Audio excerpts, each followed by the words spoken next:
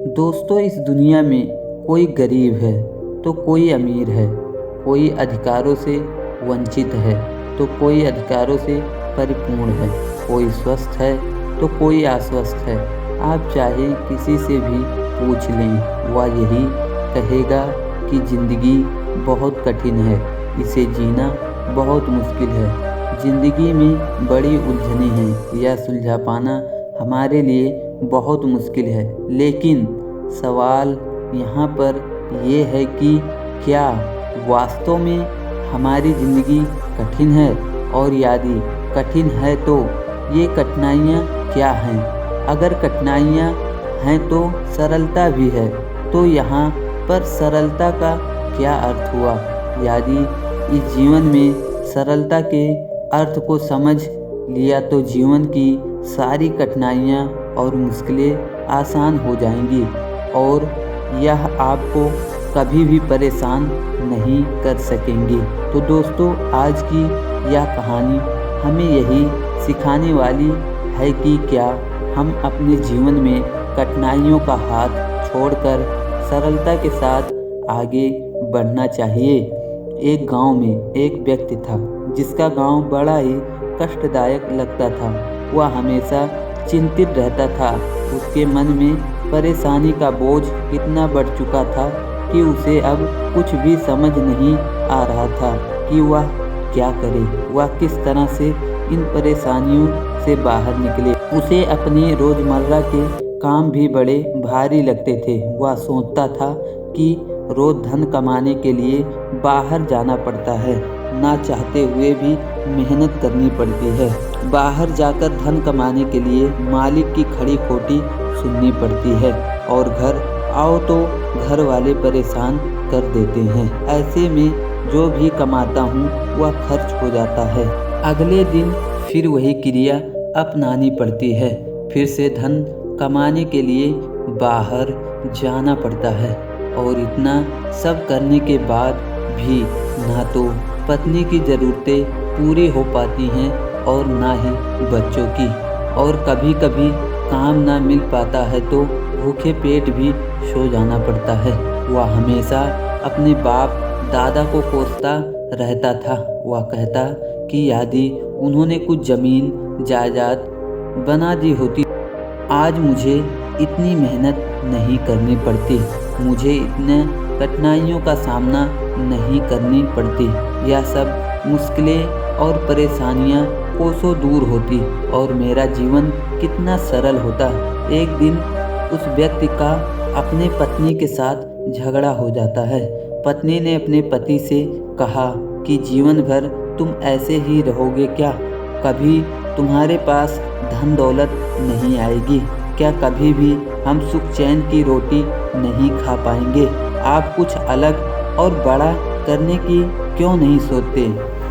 ये मेरे पास जेवरात हैं, ये ले जाओ और इन्हें बेच दो और इनसे जो पैसे आएंगे उससे कुछ अलग करने की कोशिश करना, कुछ ढंग का काम करो। अगर इसी तरह से चलता रहा तो मैं आपके साथ नहीं रहने वाली और ना आपका बच्चा। इसके भविष्य के बारे में तो सोचो। यदि तुम इसी तरह से काम करते रहोगे तो भला हमारा क्या होगा? इस बच्चे का क्या होगा? उसकी पत्नी के मुख से ये सारी बात सुनकर उस व्यक्ति को और भी क्रोध आ गया और ये सब सुनने के बाद उसने अपनी पत्नी से चिल्ला चिल्ला कर कहना शुरू कर दिया। वह कहने लगा, क्या मैंने इसी दिन के लिए जन्म लिया था? क्या मेरा जीवन इसी तरह से कट जाएगा? जब बाहर काम करने जाओ तब सेठ की खड़ी खोटी सुनते रहो और घर आओ तो तुम्हारी ये सब बातें। क्या मैं जीवन भर केवल तुम दोनों का पेट ही पालता रहूँगा? तुम्हारे खाने की व्यवस्था ही करता रहूँगा? तुम्हें क्या लगता है मैं तुम्हारा गुलाम हूँ? इतना कहकर वह क्रोध से भरा हुआ रात्रि को अपने घर से बाहर निकल जाता है। उसकी पत्नी भी उसे पीछे से आवाज़ देती है, उसे पीछे से रोकने की कोशिश करती है, लेकिन वह व्यक्ति अपनी पत्नी की एक भी नहीं सुनता। है। वह व्यक्ति रात भर चलते चलते अपने गांव से बहुत दूर चला जाता है। वह अगले दिन सुबह सुबह एक जंगल में सन्यासी दिख जाता है जो वहीं पर आश्रम बनाकर रह रहे थे। उन्हें देखकर उस व्यक्ति के मन में एक आशा की किरण जाग उठी। उसने लगने लगा कि यह जीवन बड़ा आसान है कि सन्यासी ले लो और सन्यासी बन जाओ। ना ही बाहर जाकर काम करना पड़ता है और ना ही पत्नी और बच्चे की कोई जिम्मेदारी है। बस भिक्षा मांगो और भिक्षा मांगकर खाओ।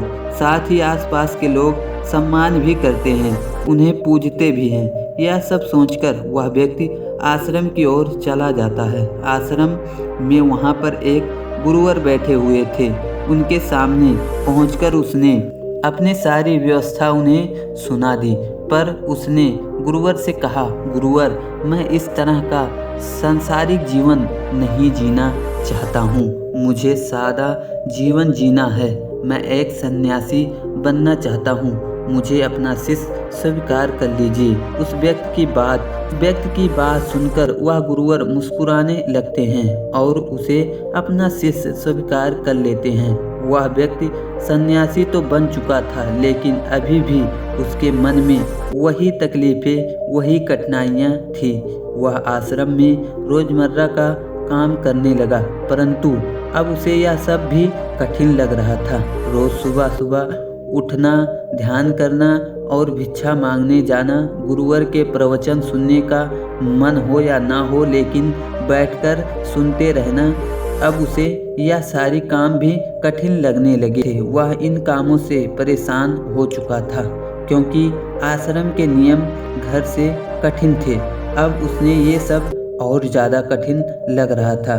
उसे कहीं भी सरलता नहीं मिल रही थी। एक दिन वह अपने गुरुवर के पास गया और उनसे कहने लगा, गुरुवर, ध्यान करना बहुत मुश्किल है। मेरे लिए कठिन कार्य है।